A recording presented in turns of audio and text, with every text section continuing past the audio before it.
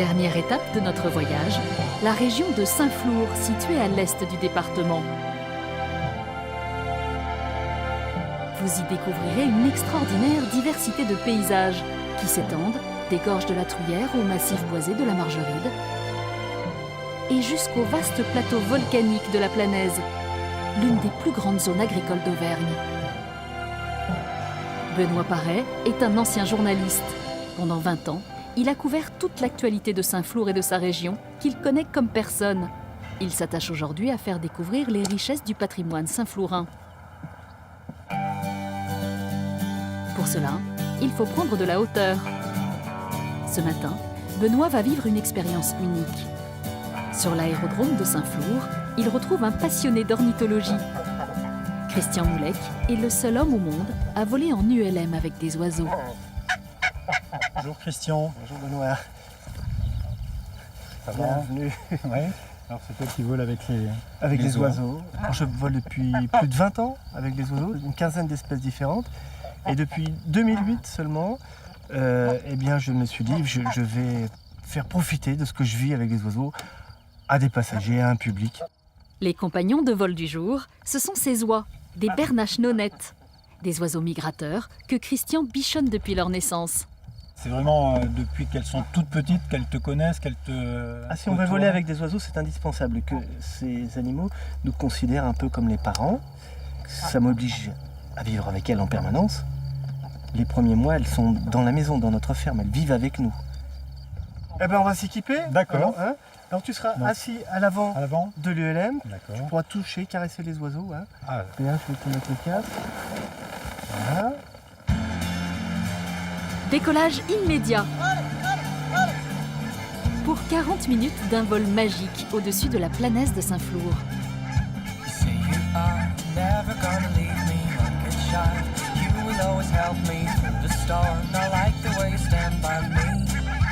C'est un vol en patrouille, c'est un groupe d'amis qui volent ensemble. Je m'adapte aux oiseaux et les oiseaux s'adaptent à moi. Le meneur du groupe, est-ce qu'il y a une hiérarchie Bien sûr, en vol, ça va être le plus souvent les mêmes oiseaux qui vont se placer en tête de formation. C'est souvent un mâle un peu plus robuste parce que l'oiseau de tête dépense 20% d'énergie en plus. Alors qu'est-ce que ça te fait de voler avec les oiseaux? Pour moi, c'est quand même exceptionnel. Hein. C'est le rêve d'Icare qui se réalise. Voilà, on vole presque comme les oiseaux. En tout cas, à voler à côté d'eux, on a le sentiment d'être un oiseau. Comble de l'émerveillement, Benoît va pouvoir toucher les oiseaux en plein vol. Le plus gros, là, tu vas toucher. Vas-y, tends le bras doucement, doucement. Voilà, au ralenti, regarde ça. Tu caresses. Tu vois comme les plumes sont chaudes, même en vol. Et on voit très très bien le travail également des pattes. Hein. Elles se servent des pattes comme d'un gouvernail. Ces vols ouverts à tous sont organisés chaque année de mai à octobre. Ils permettent à Christian de financer des projets de sauvegarde de ces espèces migratrices. Une manière originale de découvrir la Planaise de Saint-Flour.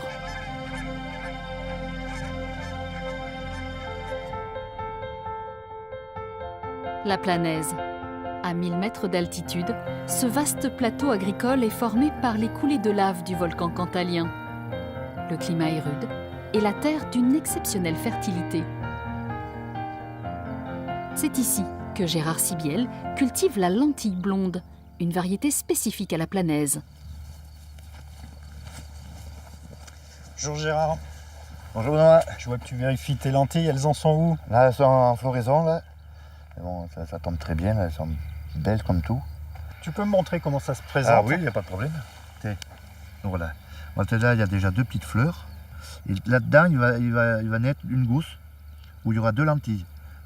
Il faut combien de temps pour arriver à maturité? La lentille, il faut 120 jours de culture. Et la récolte, c'est pour quand? C'est pour dans un petit mois. Gérard est l'un des 42 producteurs de cette lentille blonde, une variété ancestrale qui avait entièrement disparu. Ici, ça en faisait énormément. Beaucoup de lentilles. Tous les gens vivaient de la lentille ici. Et bon, ça avait disparu dans les années 65 parce que l'élevage était arrivé. Et les gens ont préféré mettre des vaches, faire du lait, ça rapportait plus que la lentille. Et j'ai relancé la lentille blonde en 1997. À cette époque, la région cherche à relancer cette culture traditionnelle. Un appel est passé pour retrouver des graines de la lentille blonde originelle. C'est dans son grenier que Gérard va mettre la main sur le trésor caché de la Planaise. Là où tu as trouvé Les graines. les dernières graines. Et voilà le trésor la lentille de mon grand-père. On avait gardé une poignée dans un tiroir. Voilà les lentilles que j'ai retrouvées. Problème, ces lentilles sont trop anciennes pour germer à nouveau. La solution, Gérard la trouve à l'Institut de recherche agronomique, qui répertorie et conserve précieusement une multitude de semences. L'échantillon que j'ai trouvé est parti à l'INRAC, a été comparé avec d'autres échantillons qui étaient dans des frigos. Et de là, on a trouvé la semence qu'il nous fallait pour réimplanter la lentille blonde de la Planaise. C'est vraiment extraordinaire cette histoire. Si tu n'avais pas retrouvé ces quelques lentilles, on n'aurait pas pu relancer la production du coup. Eh oui, elle était là, qui attendait qu'on relance. Pari gagné. Aujourd'hui, on cultive sur la Planaise 90 hectares de lentilles blondes. Celle qui la cuisine le mieux, c'est Francine, la mère de Gérard. Bonjour maman. Et bonjour. Bonjour Francine, Bonjour. c'est vous la cuisinière. Oui. Vous allez nous préparer des lentilles. Alors c'est quoi votre secret de recette? Oh, le secret, c'est pas bien compliqué. Il y a juste à couper quelques oignons, des carottes, tout rissoler ensemble. Et après, quand je mets mes saucisses, pour bien les faire rôtir. Et quand elles seront bien rôties, je mettrai de l'eau et je mettrai les lentilles. Les mettre toujours avec de l'eau froide. On va se régaler. J'ai hâte de passer à table. On va voir ça tout à l'heure, quand elles seront cuites. Avec plaisir. Ah, et regarde Benoît. Ah, c'est super. Plus qu'à souhaiter un bon appétit. Et voilà. Alors je goûte.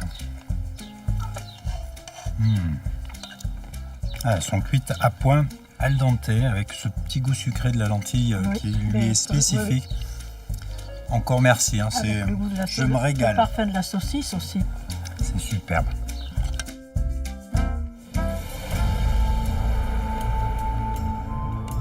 Nous quittons la Planaise pour partir à l'assaut d'une cité millénaire, Saint-Flour. Elle tire son nom de l'évêque Florus, venu évangéliser la région au IVe siècle. Construite sur 2 étages, sa partie basse s'étend sur les rives de l'Ander. Sur son promontoire volcanique, sa partie haute est la plus ancienne. C'est là que culmine la seule cathédrale du département. Construite au XVe siècle, la cathédrale Saint-Pierre a des allures de château fort. Son imposante silhouette en pierre de lave domine toute la vallée. Sur le parvis, Benoît retrouve Régis Delubac, architecte des bâtiments de France. Bonjour Régis. Bonjour. Ça va bien? Alors nous voilà devant la cathédrale de Saint-Pierre de Saint-Flour, avec une façade austère presque, mais monumentale. Oui, alors c'est vrai que c'est une façade qui est un peu austère pour la simple bonne raison que c'est déjà elle utilise une pierre noire, une pierre volcanique, une pierre du Cantal. Mais c'est lié aussi au fait qu'on est sur une façade qui lie aussi bien l'architecture religieuse que l'habitat civil, qu'on aperçoit notamment à travers les fenêtres à croisées ici et ici, puisqu'en fait les parties hautes des tours servaient d'appartements à l'évêché situé juste là. Ne vous laissez pas impressionner par cette imposante façade et passez la porte. Au fil des siècles, les architectes qui ont travaillé sur ce bâtiment ont dû faire face à un défi majeur, faire entrer la lumière dans la cathédrale.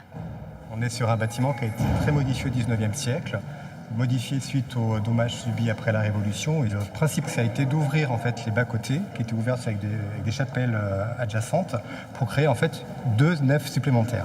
Donc amplifier le volume de la nef, et en parallèle, notamment les fenêtres que nous avons au-dessus de nous, ont été en partie modifiées ou créées pour apporter un minimum de lumière.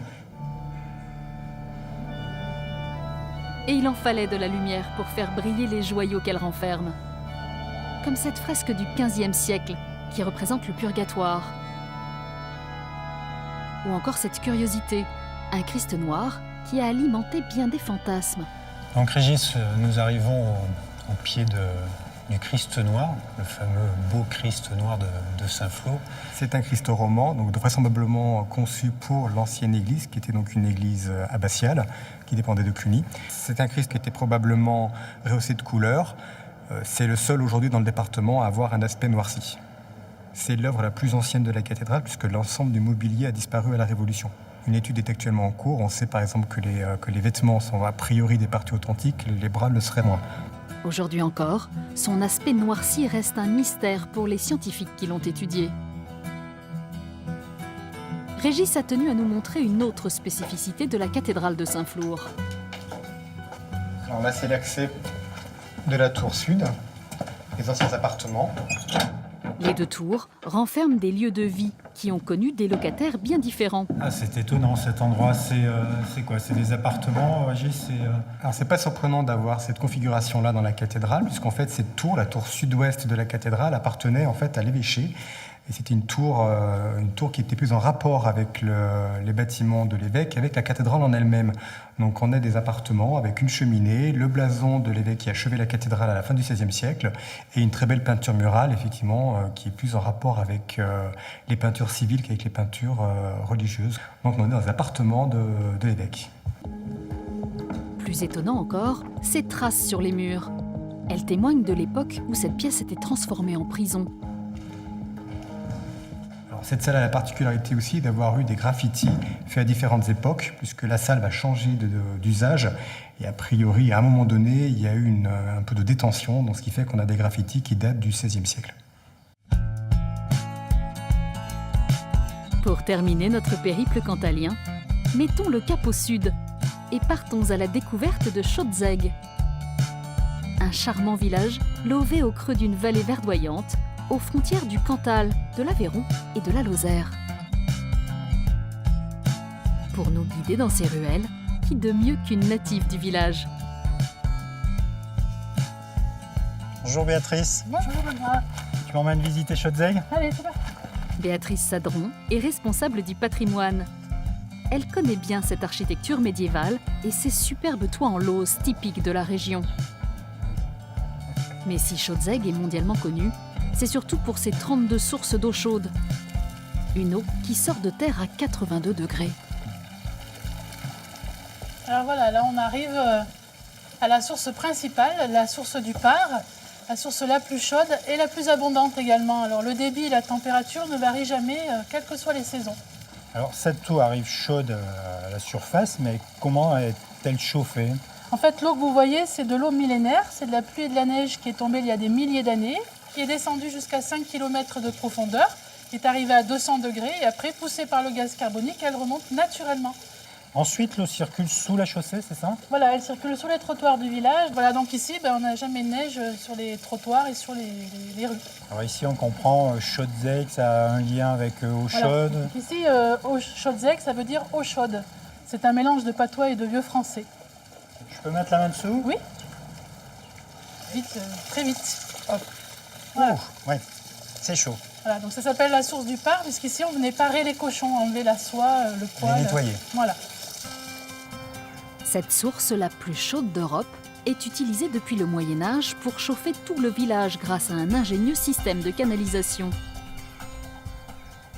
Donc l'église est chauffée par la source du Par. Elle est chauffée au sol par un système de rigole. Et l'été, ce trop-plein va à la piscine municipale. Alors tu parles de l'église qui est du XIIe siècle. L'eau de Schötzegg est connue depuis quelle époque? Eh les premières maisons chauffées datent de 1332, du Moyen-Âge. Depuis les années 2000, ce chauffage par géothermie n'alimente plus que quelques maisons du village. Béatrice, nous sommes ici dans le dernier quartier de Schötzegg, encore chauffé avec une source publique, donc qui chauffe plusieurs maisons. Voilà. Ça fonctionne comment? Alors l'eau circule par gravité sous les trottoirs du village.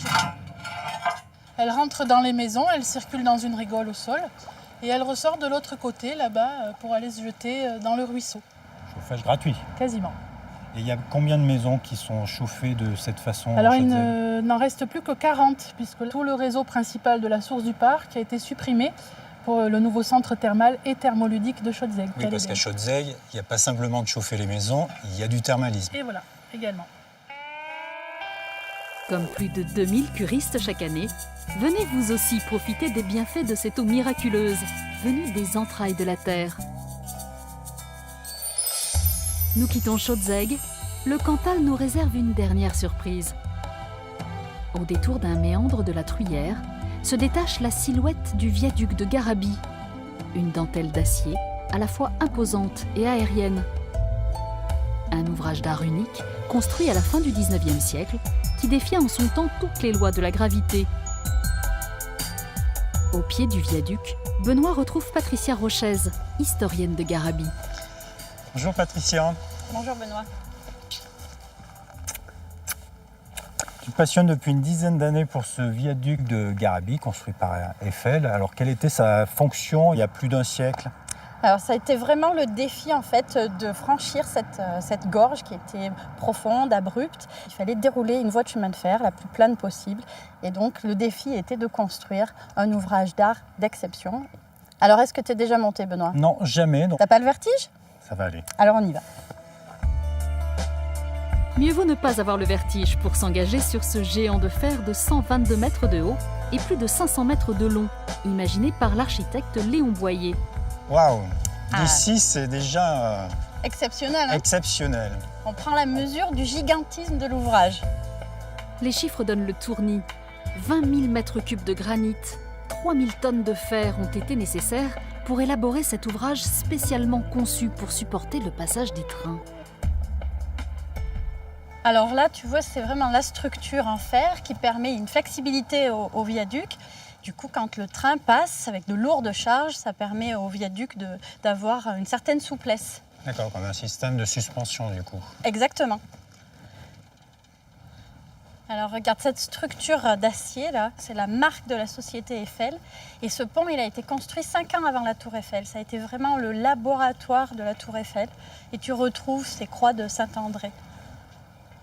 Tout le génie d'Eiffel est donc déjà à l'œuvre.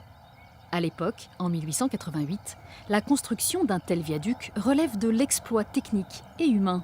Garabi reste une référence dans le monde du génie civil. C'était le plus haut du monde à l'époque. On battait les records américains. Prouesse technique, prouesse humaine, sûrement un chantier très dangereux pour tous les ouvriers.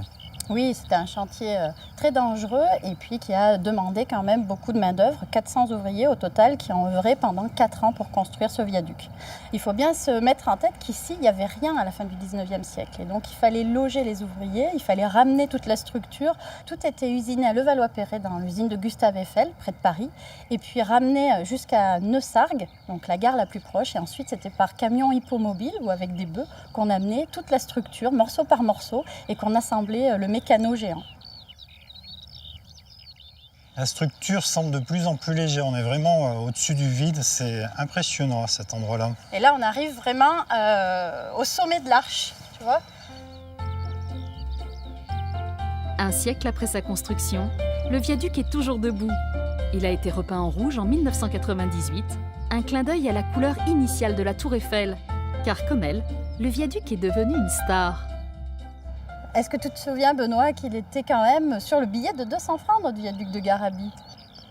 Et puis il a d'ailleurs servi de décor à plusieurs films, dont celui de Georges Clouzot, L'Enfer, qui n'a jamais été achevé, mais qui a permis à Romy Schneider et Serge Adriani de passer 3 semaines à Garabi. Arrivé ici, on est vraiment sur un paysage magnifique. La vallée de la Truyère, à mon avis, c'est l'un des plus beaux paysages du Cantal.